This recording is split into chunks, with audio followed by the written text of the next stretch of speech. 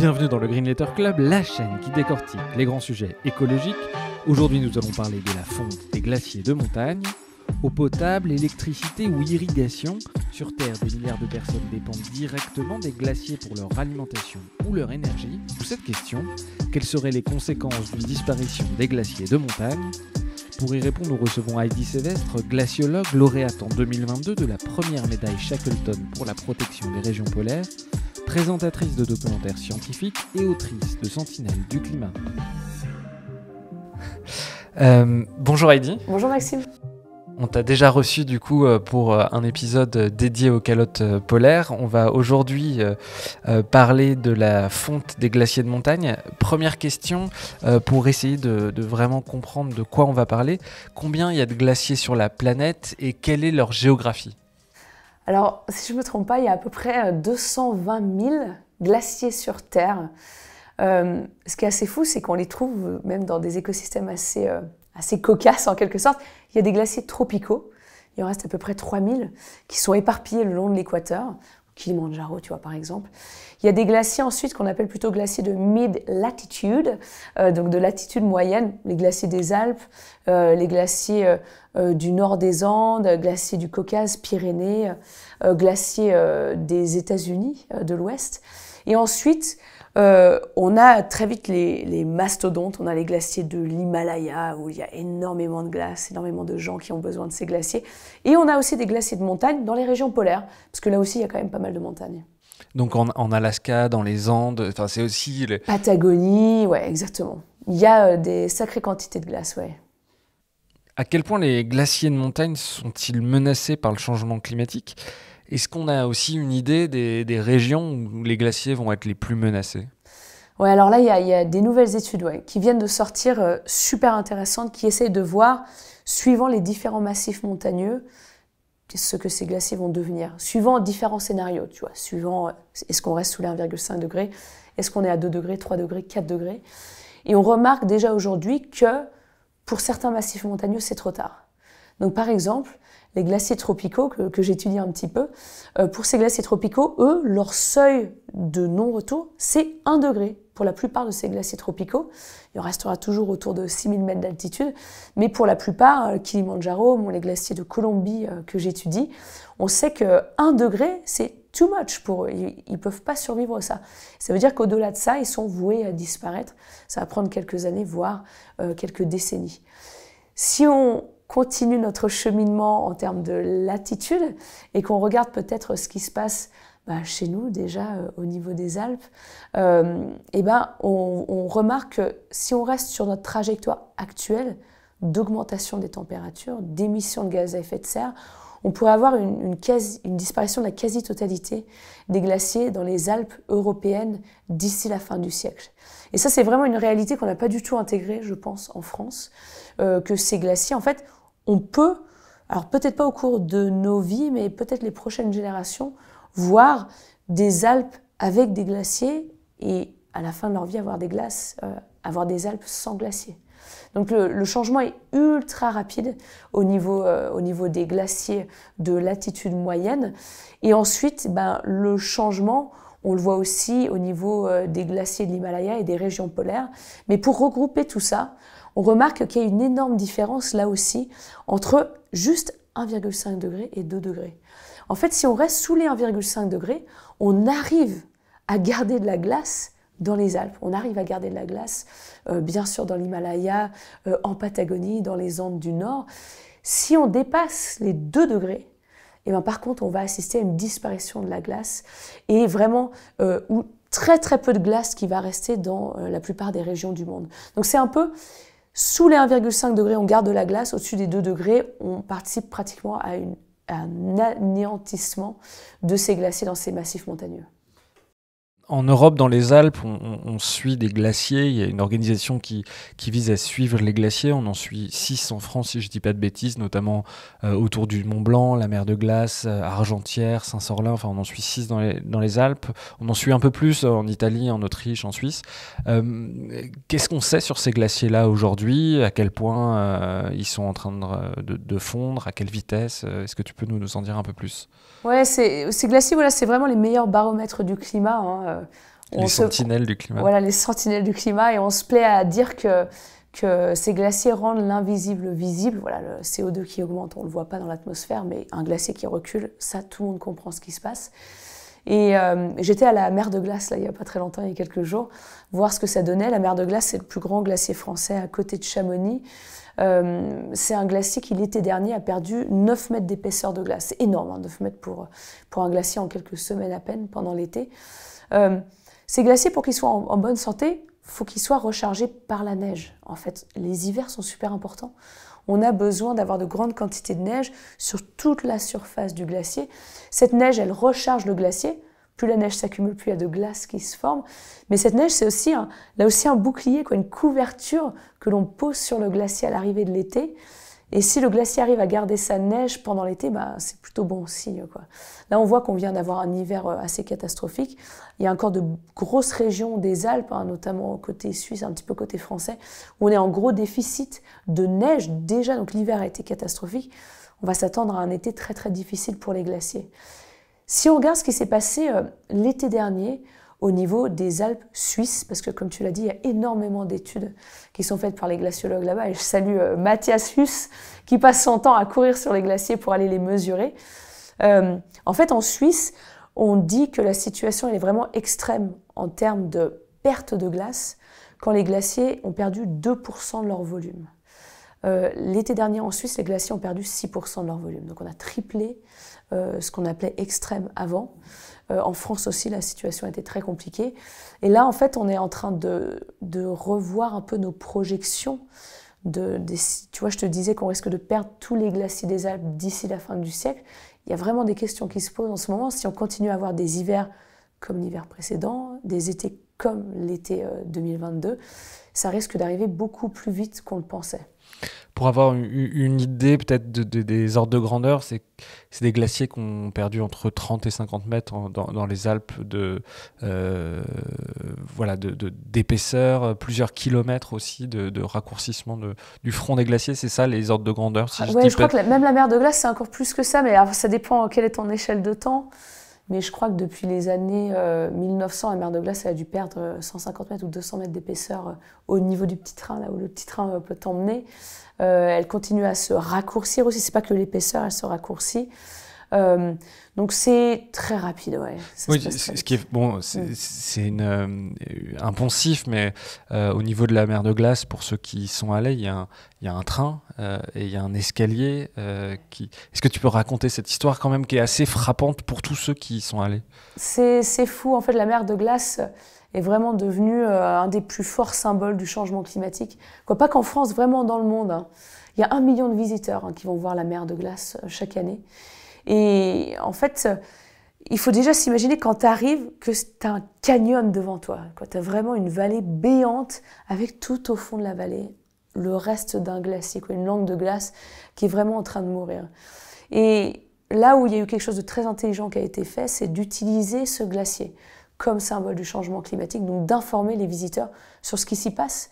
Donc il y a énormément de panneaux explicatifs, mais surtout ce qui est intéressant, c'est que pour descendre maintenant sur la surface du glacier, vu qu'il est très très loin dans cette vallée, il faut déjà que tu prennes un petit télécabine pendant une dizaine de minutes, et ensuite tu as des marches d'escalier. Et le long de ces marches d'escalier, tu as des panneaux. Et ces panneaux, c'est juste une année. Donc tu as par exemple 1980, et c'est là où le glacier arrivait avant. Et tu regardes 1980 et tu te dis, mais attends, il est où le glacier? Et le glacier, il est des centaines de marches d'escalier plus bas. Donc aujourd'hui, tu as 520 marches d'escalier à descendre pour aller jusqu'à la surface de la mer de glace. Il y a quelques années, avec le glaciologue Luc Moreau, j'ai eu la chance d'installer le signe 2015. Je crois qu'on l'a installé en 2017. Et donc, le glacier n'était pas très loin, hein. Il y avait, je sais pas, 30 marches, je crois, pour aller à la surface du glacier. Maintenant, il y a 200 marches d'escalier depuis le signe 2015. Ça donne vraiment le tournis à quelle vitesse la mer de glace est en train de changer. Et malheureusement, c'est tout un tas de conséquences très très concrètes pour nous dans les Alpes et ailleurs. On va parler des conséquences tout à l'heure. Est-ce que dans les autres grandes régions, parce que si on regarde dans la masse, dans les volumes, les trois plus grandes régions de glaciers, c'est de très très loin les Andes, enfin dans l'ordre de grandeur, l'Alaska d'abord, l'Himalaya ensuite et les Andes enfin. Dans ces régions-là, est-ce qu'on sait comment réagissent les glaciers? Est-ce qu'ils fondent moins vite que dans les Alpes? Est-ce que la situation est catastrophique Tout aussi? réagit extrêmement rapidement. Alors je pourrais pas dire exactement lesquels sont les plus rapides, parce que ces trois massifs sont vraiment en train de prendre très très cher.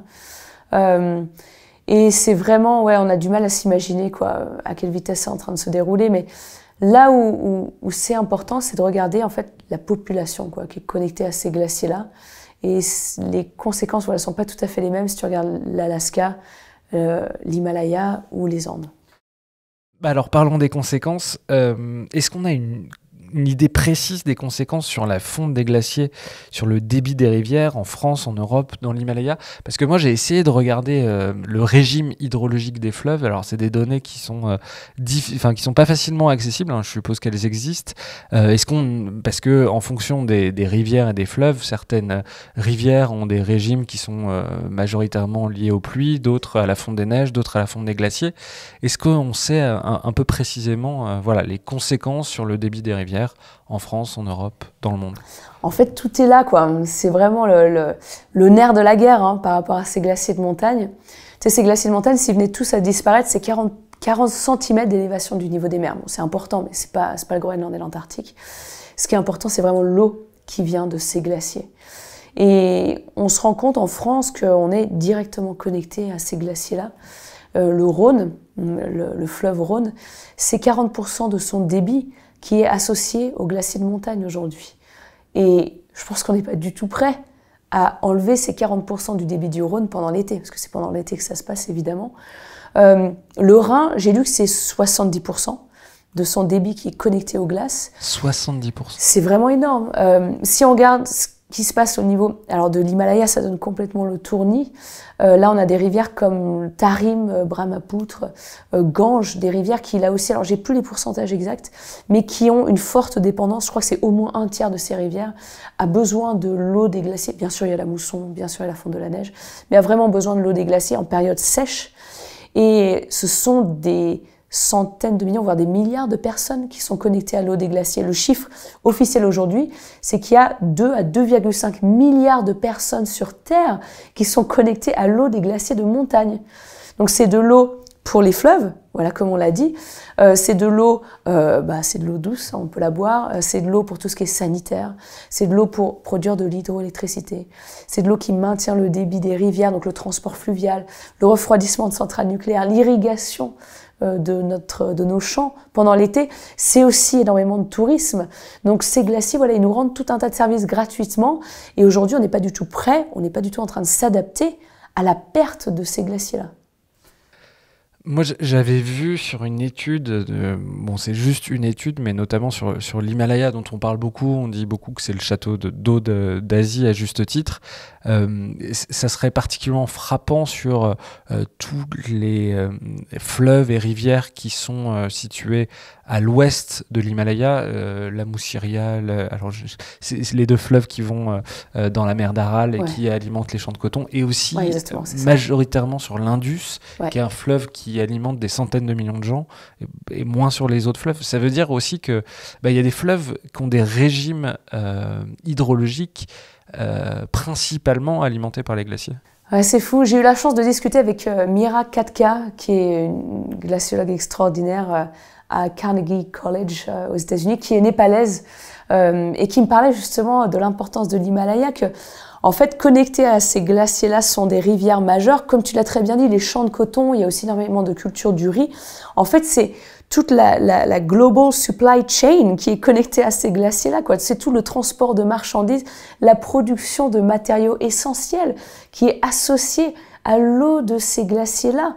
Et donc, s'il y a la moindre perturbation qui se passe en amont de ce cycle de l'eau-là, les conséquences, elles vont se retrouver partout sur Terre, que tu sois dans l'Himalaya ou ailleurs. Ça va aussi être, donc c'est pas que des activités économiques, c'est des déplacements de population. C'est aussi des risques naturels qui se préparent dans ces montagnes-là. Donc les conséquences, on est tous connectés à ces glaciers de montagne, qu'on le sache ou non. Et l'urgence, c'est évidemment de réduire le problème à la source.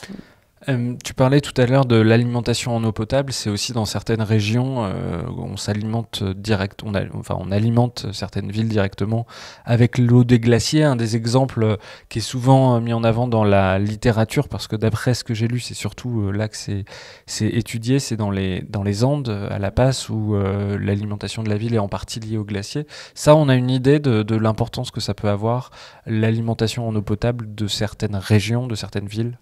Je t'avoue que j'avais le chiffre de La Paz, mais je ne l'ai plus, ouais. Mais c'est exactement l'exemple qu'on prend, hein, parce que tu regardes une photo de La Paz, tu as les montagnes avec les glaciers juste derrière. Je crois que c'était un pourcentage assez important, ouais, de la population qui avait besoin de l'eau de ces glaciers pendant l'été. Il y a aussi une chose intéressante, hein, par rapport à ces glaciers dans ces régions-là, c'est qu'il y a aussi toute une importance culturelle. Tu vois, j'en ai pas parlé encore jusqu'à maintenant, mais pour certaines populations, ces glaciers, c'est une partie de leur âme. Ils ont des traditions, des fois des pèlerinages qui sont associés à ces glaciers-là. Et il faut vraiment pas sous-estimer cette importance de la perte culturelle, de la perte des glaciers. Je travaille un petit peu sur les glaciers de Colombie, et là-bas, avant d'aller sur les glaciers en Colombie, tu dois aller voir les communautés autochtones pour leur demander la permission d'aller étudier des glaciers qui sont sacrés pour ces personnes-là. Et je trouve ça extrêmement important, extrêmement touchant de bien sûr respecter ce qui se passe dans ces pays-là, mais pour eux, imagine ce que ça représente, la perte de ces glaciers. Bien sûr, c'est un problème d'eau potable avant tout. Bien sûr, c'est leur agriculture de subsistance, mais c'est aussi une partie de leur monde spirituel qui s'effondre avec l'effondrement des glaciers. Tu parlais tout à l'heure des conséquences sur l'énergie. Est-ce qu'on a une idée précise? J'ai vu qu'il y avait des études, alors c'était un peu complexe et j'ai pas eu le temps de tout lire. Est-ce qu'on sait un peu précisément les impacts attendus sur la production d'énergie à cause de la fonte des glaciers? Et il y a une étude super qui est sortie, je crois que c'était en 2018, de ce fameux Matthias Huss et Regina Hock, qui sont vraiment de légendes de la glaciologie, surtout glaciers de montagne. Cette étude, elle étudiait ce qu'on appelle le peak water associé aux glaciers. En fait, je vais te prendre l'exemple de ce qui se passe en Suisse en ce moment, puisque voilà, Mathias est suisse, on va lui rendre hommage. En fait, ce qui se passe en Suisse, c'est que les glaciers fondent de plus en plus vite. Tu vois, 6% du volume perdu l'été dernier. Donc toute cette eau de fonte des glaciers, elle se retrouve dans les barrages hydroélectriques en Suisse. Il y en a beaucoup, ça fonctionne très bien. Et donc, voilà, les barrages, ils sont blindés, quoi. Il y a énormément d'eau qui vient des glaciers en ce moment. Mais ça marche que jusqu'à un certain point. Au bout d'un moment, si ton glacier perd de plus en plus de volume, il va pas pouvoir te donner la même quantité d'eau année après année, puisque le glacier se recharge pas du tout pendant l'hiver. Et donc ça, c'est cette notion de peak water. C'est que là, en ce moment, dans les Alpes, on a de plus en plus d'eau qui viennent des glaciers. Barrages, agriculture, transport fluvial, pas de problème, on a plein d'eau. Mais il y a une étude qui a été publiée il y a quelques semaines qui dit que ce peak water dans les Alpes, en fait, il va arriver peut-être beaucoup plus vite qu'on le pense. Il pourrait arriver d'ici 10 à 20 ans. Donc d'ici 10 à 20 ans dans les Alpes, imagine 10 ans, quoi. D'ici 10 à 20 ans, il va falloir se préparer à avoir, en été, beaucoup moins d'eau dans les rivières que l'on a dès aujourd'hui. Et on sait qu'on est déjà en situation extrêmement tendue au niveau énergie en France. On a besoin que ces barrages soient remplis d'eau. On a besoin que nos centrales nucléaires soient refroidies pendant l'été, donc il y ait assez d'eau dans le Rhône notamment pendant l'été. Ça, il faut s'y préparer dès aujourd'hui à ce genre de choses-là. Et il y avait une étude aussi, alors là, je pourrais pas te faire ma crâneuse et te dire l'année et les auteurs, qui avaient étudié dans l'Himalaya, dans un bassin versant de l'Himalaya, la valeur de l'eau des glaciers. Ça, c'était vachement intéressant. Parce que tu vois, en fait, nous, on s'attend chaque été à avoir de l'eau gratos des glaciers quand on se pose même pas la question. En fait, c'est des services rendus par les écosystèmes qui ont une vraie valeur économique. Ils avaient calculé que dans un bassin versant de l'Himalaya, la valeur des glaciers, chaque année, s'estimait à plusieurs centaines de millions d'euros. Donc t'imagines quoi, que ces morceaux de glace, quoi, ils sont inestimables en fait pour notre économie aujourd'hui. Est-ce que j'avais entendu un glaciologue dire ça, que les observations de terrain sur les glaciers ne concordaient pas forcément avec les modélisations mathématiques. Quelle est la différence? Est-ce qu'il y a une différence entre justement la modélisation et les observations que vous pouvez faire sur le terrain? Ouais, je peux te donner un exemple très concret par rapport à ça. Donc, nous, on utilise beaucoup de modèles mathématiques, on essaie de reconstruire le monde sur ordinateur pour essayer de voir ce qui se passerait sur tel glacier si on lui rajoute plus 3, plus 4 degrés et voir voilà, comment il réagirait, et comment son comportement changerait, comment son volume s'ajusterait face à ces nouvelles conditions. C'est essentiel hein, de faire de la modélisation par ordinateur avec des supercomputers maintenant pour essayer d'avoir des projections de l'avenir les plus précises, les plus affinées possibles. Alors, voilà, ces modèles numériques, ils ne peuvent pas prendre tous les ingrédients d'un glacier en compte. Notamment, on sait qu'il y a encore quelques ingrédients qui sont un peu mis de côté pour l'instant. On parlait tout à l'heure du noir de carbone qui se dépose sur les glaciers. Pour l'instant, c'est pas tout à fait intégré dans nos modèles numériques. Bien sûr qu'on essaie de le prendre en compte, mais on tâtonne un peu. Un autre exemple, c'est l'eau qui ruisselle à la surface d'un glacier pendant l'été. Parfois, cette eau, elle va pouvoir couper comme dans du beurre, elle rentre dans le glacier par ce qu'on appelle des moulins. Des moulins, c'est des puits tout simplement naturels dans les glaciers. L'eau va s'engouffrer dans le glacier et l'eau va commencer à réchauffer le glacier de l'intérieur, c'est sûr, mais surtout lubrifier le mouvement des glaciers. Et ça, au Groenland, donc là on s'éloigne un petit peu de nos glaciers des Alpes, je me le permets, mais on se rend compte que le fait que l'eau de surface, quand il fait très chaud pendant l'été, arrive à rentrer dans la calotte polaire et sous la calotte polaire et accélère, lubrifie le mouvement de la calotte polaire et la fait accélérer en direction de l'océan, qui catalyse encore plus sa contribution à l'élévation du niveau des océans. Ça, on n'arrive pas à le représenter pour l'instant. Pourquoi ? Écoute, il n'y a pas beaucoup de glaciologues qui descendent dans les moulins. J'essaye, mais je suis pas très douée pour ça. On a vraiment très mauvaises idées. Ouais. Imagine, tu es au bout de ta corde, c'est vraiment, tu descends en rappel, c'est des puits qui peuvent faire des dizaines, voire des centaines de mètres de profondeur, dans de la glace qui bouge. Donc, avec de l'eau qui tombe dessus, Donc, c'est vraiment pas évident. Et en fait, ce qu'il nous faut, c'est vraiment des très bons modèles 3D de ces moulins. Ils ont tous des formes différentes. En fait, c'est la plomberie d'un glacier, ces moulins. Et donc, le système de plomberie, on a vraiment du mal. C'est pas un truc qu'on regarde par image satellite, ça c'est sûr. Il faut que tu jettes des humains ou des robots à l'intérieur pour qu'ils cartographient tout ça. Donc, il y a encore quelques éléments qui sont pas pris en compte dans ces modèles. On est en train de se rendre compte que plus ces modèles se perfectionnent, s'affinent, dans la majeure partie des cas, ils nous montrent que ces glaciers sont encore plus vulnérables qu'on le pensait, qu'ils fondent encore plus vite qu'on le pensait. Mais c'est urgent de continuer à rajouter cette valeur des données de terrain, et c'est fait de façon quotidienne pour améliorer nos modèles. Alors, en fondant, les glaciers, du coup, laissent place à des lacs. Dans quelle proportion on voit apparaître des lacs en montagne et quelles problématiques ça pose pour les populations riveraines ? Ouais, ça c'est fou. En fait, un glacier, c'est pas compliqué quand il se raccourcit, quand il fond. L'eau de fonte, elle doit forcément aller quelque part. Et en fait, un glacier, c'est un tapis roulant. En fait, quand il est en bonne santé, tout ce qui tombe des montagnes environnantes, c'est sans arrêt des chutes de pierres, des avalanches, tout ce qui lui tombe dessus, le glacier, vu qu'il bouge tout doucement, il va le transporter et les cailloux, pouf, il va les rejeter tout autour de lui. Et ça va former un tas de cailloux autour du glacier qu'on appelle la moraine. Donc si tu as un glacier qui est en pleine santé, qui est au même endroit depuis très longtemps, et sa moraine, elle peut être quand même super costaud. Alors, il y a des moraines qui peuvent faire des centaines de mètres de hauteur. T'imagines, tu as un barrage naturel qui se forme devant le glacier. Et donc ton glacier, il a formé sa moraine, le changement climatique arrive, il commence à se raccourcir, ils font. Toute cette eau de fonte, elle va s'accumuler, coincée derrière cette moraine. Et la moraine, en fait, c'est pas un tas de cailloux avec des briques et du ciment. C'est des cailloux qui sont posés comme ça, c'est pas très solide une moraine. Le niveau du lac va continuer à augmenter, année après année, il fait de plus en plus chaud. Ce qui se passe, c'est qu'au bout d'un moment, encore une fois, l'eau liquide finit toujours par gagner. Le barrage de cette moraine va exploser, forcer à exploser à cause du poids du lac qui est juste derrière. Et l'eau va jaillir, va sortir de ce barrage morainique, un peu comme un barrage artificiel qui s'effondrerait.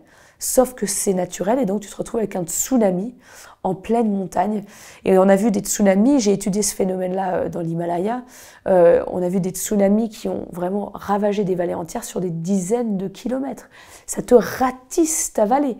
Et dans l'Himalaya, il y a des activités économiques dans toutes ces vallées-là. Il y a des éleveurs de yaks, il y a des agriculteurs qui ont une agriculture de subsistance. Ce sont des populations assez importantes. Et aujourd'hui, ce phénomène-là, on voit qu'il s'accentue. Donc il y a énormément de lacs au niveau du Népal, au niveau de l'Himalaya. Il y a aussi quelques lacs en France qui se forment. Il y a beaucoup de lacs au niveau des Andes qui sont même vidés artificiellement pour éviter d'avoir cet effet de tsunami. Et ce phénomène-là, on appelle ça un GLOF. Donc le terme exact, c'est Glacial Lake Outburst Flood. Et malheureusement, ça peut faire énormément de victimes quand on n'est pas capable de le prévoir. Ça, c'est déjà arrivé? Il y a déjà eu des accidents importants? Il y a déjà eu des accidents majeurs. Alors, je crois que c'était au Pérou, si je ne me trompe pas, où il y a eu des milliers de morts suite à un GLOF. Maintenant, au Pérou, il y a des systèmes d'alarme super bien installés. Ça, c'est important. Ce qui est vraiment dommage, en quelque sorte, par rapport à ces lacs, c'est que quand tu as des lacs qui se forment, les lacs eux-mêmes accélèrent encore plus la fonte de la glace. Et là, il y a une étude qui vient d'être publiée là-dessus, qui nous dit que jusqu'à maintenant, on a sous-estimé la fonte des glaciers de l'Himalaya, malheureusement, parce que ces lacs sont bien sûr au contact des glaciers, et donc font fondre la glace qui est directement connectée à ce lac qui est généralement beaucoup plus chaud que la glace. Il y a un autre phénomène qui est important, qu'on voit de plus en plus, notamment dans les Alpes, c'est des parties de montagne qui s'effondrent. Est-ce que tu peux, alors je pense qu'il y a des gens qui connaissent le phénomène, mais est-ce que tu peux nous expliquer le phénomène? Et est-ce qu'on a une idée de l'ampleur de ce phénomène? Ouais, ça me fait tellement de peine de voir ces montagnes des Alpes et des Pyrénées aussi qui s'effritent, qui s'écroulent. En fait, dans ces montagnes, on a, notamment dans les Alpes, on a encore du permafrost de haute altitude. Donc on a une sorte de ciment naturel, de sorte de colle, de glu, qui va tenir ces montagnes ensemble. Tant que ce permafrost il reste froid, gelé, glacé, ces montagnes restent telles qu'elles sont. Avec le dégel du permafrost, avec le fait que les Alpes se réchauffent 2 fois plus vite que le reste de la France, le permafrost est en train de dégeler très vite. Donc on observe aujourd'hui, sans arrêt, des chutes de pierres. Alors maintenant, pendant une très grande partie de l'année, il faut savoir que le Mont Blanc devient pratiquement impraticable en été à cause des chutes de pierres. Moi, tu sais, un de mes premiers stages avant de faire vraiment de la glaciologie, j'étais dans le couloir du goûter sur le Mont Blanc. En fait, tu as la voie normale pour aller au sommet du Mont Blanc, et sur cette voie normale, il faut que tu traverses un couloir. Donc c'est une pente vraiment très inclinée qui fait pratiquement, je crois, 1 kilomètre de long. On appelle ça le couloir de la mort, le couloir du goûter. Donc ça te met tout de suite dans l'ambiance. Il faut que tu le traverses le plus vite possible. Pourquoi? Toute la pente a du permafrost, et ce permafrost se réchauffe très vite pendant l'été.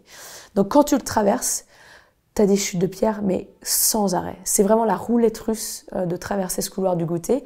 Et donc j'avais eu la chance de faire un stage avec la Fondation Petzl à l'époque, c'était en 2011, c'était un petit bout de temps, pour compter les chutes de pierre dans le couloir du goûter, évaluer le volume des chutes de pierre et essayer de comprendre dans quelles conditions est-ce qu'on peut ou peut pas traverser le couloir du goûter.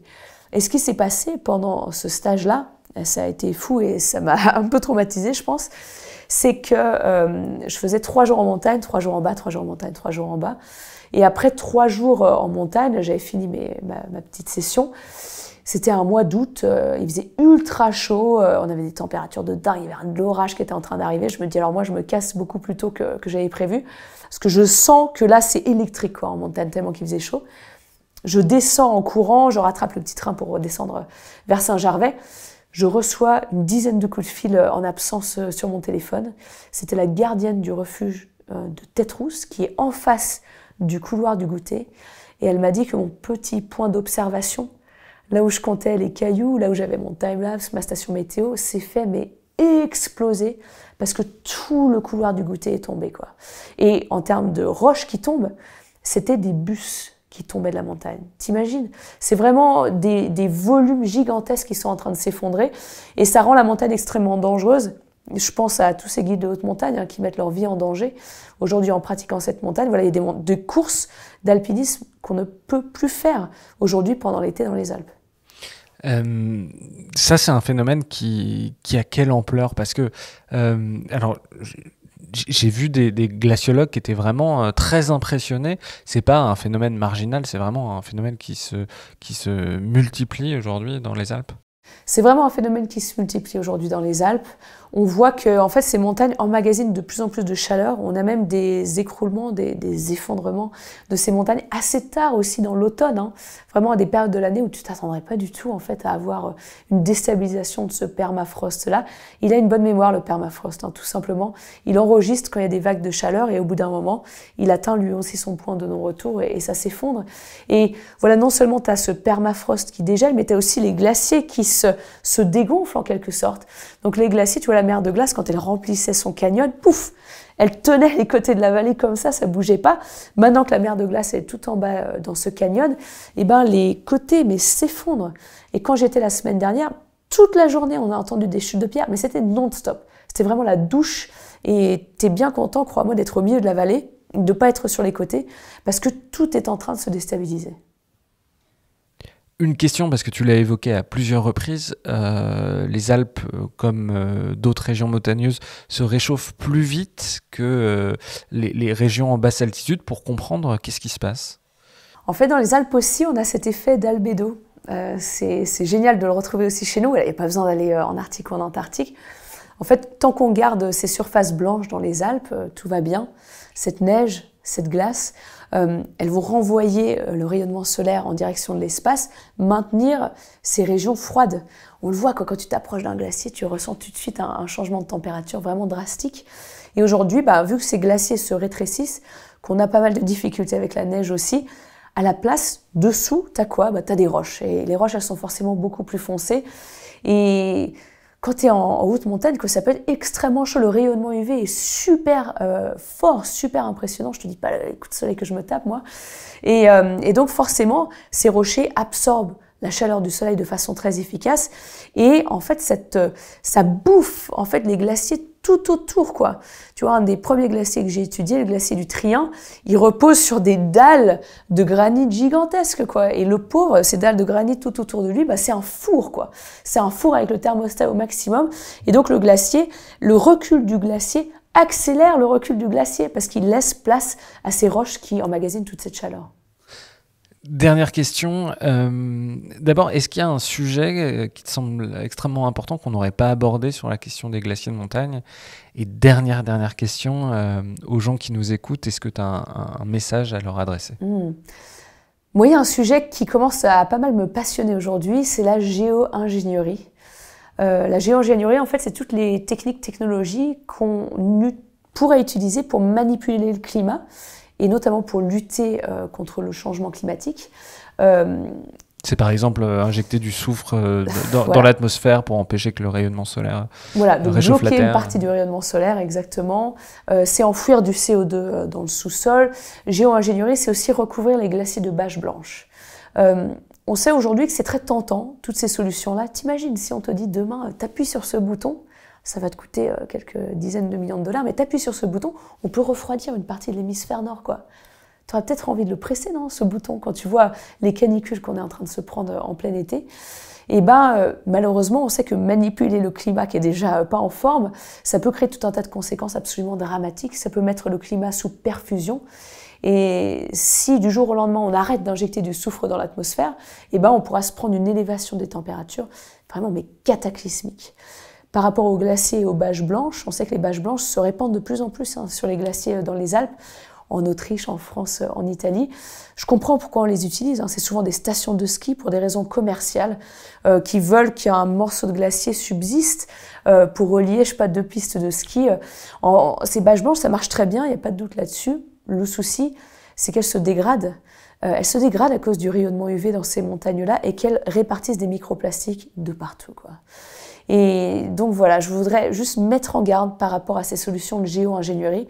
On aura peut-être besoin de certaines d'entre elles, peut-être comme l'enfouissement du CO2 dans certains endroits sur Terre. Mais avant tout, la nature fait ça très bien.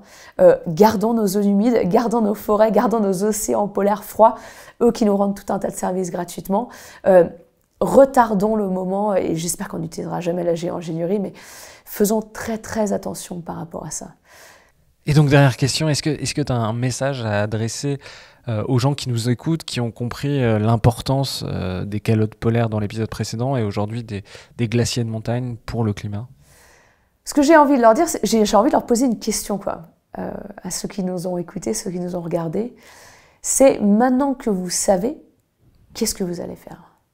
Et ça, c'est vraiment super important de passer de la connaissance à l'action. Maintenant qu'on sait que les 1,5 degrés, c'est vraiment une limite absolue, qu'est-ce qu'on fait? Et parfois, c'est paralysant quoi, de se dire ouais, « mais attends, t'as vu, tu viens de parler de tout ça, des calottes polaires, des glaciers de montagne. J'ai pas l'impression qu'à mon échelle, je peux avoir beaucoup d'impact. » Ben, au contraire. Au contraire, il faut commencer par soi-même. Il faut commencer par, c'est Jean-Louis Etienne qui le dit tout le temps, par son cercle d'influence, par, écoute, tes amis, ta famille, tes collègues de travail, ton établissement scolaire, ton entreprise, la ville, le village, là où tu habites, et essayer de faire changer les choses pour le meilleur.